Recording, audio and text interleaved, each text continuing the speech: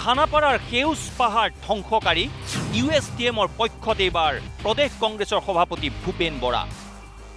USTM আমাৰ উত্তৰ পূৰ্বাঞ্চলৰ গৌৰৱ। USTMৰ অবাধ পাহাৰ ধ্বংসযজ্ঞক সমৰ্থন ভূপেন বৰাৰ।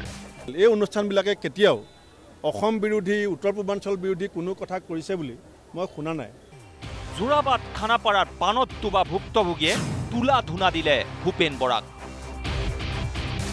তেখেতে ধিক্কাৰ জনাইছোঁ এনেধৰণৰ মন্তব্য নকৰিবলৈ। তেখেতে এবাৰ ফিল্ডত নামি চাওক, মেঘালয়ৰ ফালে গৈ চাওক, USTMত গৈ চাওক, তাত কেনেধৰণৰ অবাধ হাৰত মানে ভূমি কাটি আছে। আপুনি AC ৰুমৰ ভিতৰত বহি সাধাৰণ ৰাইজে ভোগাৰ পিছত আপুনি তেনেধৰণৰ উপলুঙা মন্তব্য নকৰিব। গুৱাহাটীত মেঘে কাজিলেই কিয় যোৰাবাদ খানাপাৰা পানত ডুবে সেই ভয়ংকৰ তথ্য উদঙাই দিছিল ৰাজ্যৰ মুখ্যমন্ত্ৰী ডক্টৰ হিমন্ত বিশ্ব শৰ্মাই।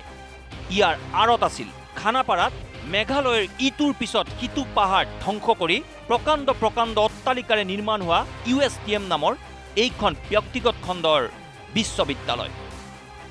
গুৱাহাটীত বৰষুণ নিদিলেও পাহাৰ ধ্বংসকাৰী USTMৰ কৃপাত মেঘালয়ৰ পানী হুৰহুৰাই নামি আহে অসমৰ সমতললৈ। চাওক সেই দৃশ্য।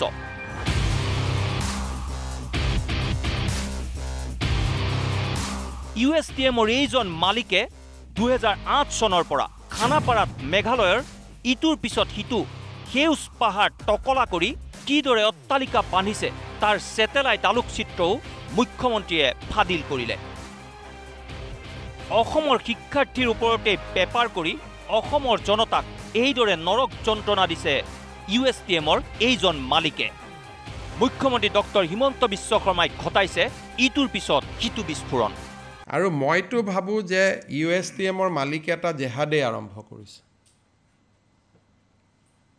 আমি যিটো লেণ্ড জেহাদ বুলি কওঁ, তেওঁ এটা ফ্লাড জেহাদে আৰম্ভ কৰিছে অসমৰ ওপৰত। নহ'লে ইমান নিৰ্দয়ভাৱে কোনেও কাটিব নোৱাৰে পাহাৰ। কোনো প্ৰকৃতিক ভালপোৱা মানুহে বিশেষকৈ শিক্ষানুষ্ঠানে ইমান বেয়াকৈ কাটিব নোৱাৰে। এইটো এটা মইতো জেহাদ বুলিয়ে কওঁ। USTMৰ এৰিয়াটো আৰু গোটেই যোৰাবাটৰ টাইম লেপছ ডাটা ফ্ৰম 2008 কেনেকৈ পাহাৰখন পৰিৱৰ্তন হৈছে মই গোটেইটো দেখাই দিছোঁ। আৰু 2024ত ই একদম আমাৰ শব্দটো ভাল নহয়, কিন্তু এখন নাঙঠ পাহাৰত পৰিণত হৈছে। কিন্তু খানাপাৰাত মেঘালয়ৰ ভৌগোলিক পৰিসৰৰ সুবিধা লৈ সেউজ পাহাৰ টকলা কৰি যোৱা এই USTMৰ পক্ষত থিয় দিছে প্ৰদেশ কংগ্ৰেছৰ সভাপতি ভূপেন বৰাই। তেওঁৰ মতে এয়া হেনো আমাৰ গৌৰৱ। USTM আমাৰ উত্তৰ পূৰ্বাঞ্চলৰ গৌৰৱ। এই অনুষ্ঠানবিলাকে কেতিয়াও অসম বিৰোধী উত্তৰ পূৰ্বাঞ্চল বিৰোধী কোনো কথা কৰিছে বুলি মই শুনা নাই। পিছে বৰাদেউৰ এই বাক্যশাৰীয়ে ভুক্তভোগীৰ মনত কি প্ৰতিক্ৰিয়া সৃষ্টি কৰিছে শুনকচোন। 10,000, 20,000, লাখ লাখ মানুহৰ অসুবিধা হৈছে, সেইটো কোনে চিন্তা কৰিব? সেইটোৰ ওপৰত তেওঁলোকে বিহিত ব্যৱস্থা লয়। তাকে উল্টা ক'বহে লাগিছে মেঘালয় গভৰ্ণমেণ্টক, মেঘালয়ৰ চিফ মিনিষ্টাৰৰ আলোচনা কৰি আপোনালোকে এই বিষয়ত মানে এটা ফলপ্ৰসূ মানে সুবিধা এটা গ্ৰহণ কৰাৰ কাৰণে এটা মানে পাৰ্মানেণ্ট এটা চলিউশ্যন ওলোৱাৰ কাৰণে সেইটো লগত তেওঁ উল্টা মানে তেখেত তাৰিফ কৰি আছে আৰু মানে হেৰি কৰি আছে। এই নহ'ব, ধিক্কাৰ জনাইছোঁ। AC ৰুমত বহি আপুনি এই ধৰণৰ মন্তব্য নিদিব।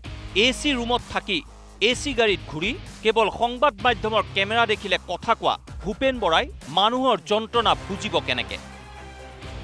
তেনেকুৱা মন্তব্য নকৰিব, কাৰণ আমি সাধাৰণ ৰাইজে আমি উৰেটো নিশা ফ্লাইঅভাৰ কটাইছোঁ। আমি এককাল পানীত আমি অহা যোৱা কৰিব লগা হৈছে। উজনি নামনি পথ স্তব্ধ হৈ পৰিছে। তাৰপিছত আপোনাৰ ৰোগী আপোনাৰ হস্পিটেল গৈ নাপায়। ছাত্ৰ ছাত্ৰী নিশা 12 বজাত ঘৰ পাইছে। আপুনি এজন গুণী জ্ঞানী ব্যক্তি এজনে যদি তেনেধৰণৰ মন্তব্য কৰে, সাধাৰণ ৰাইজে কিন্তু আপোনাক ভাল দৃষ্টিৰে নাচায়। Bureau report, news live.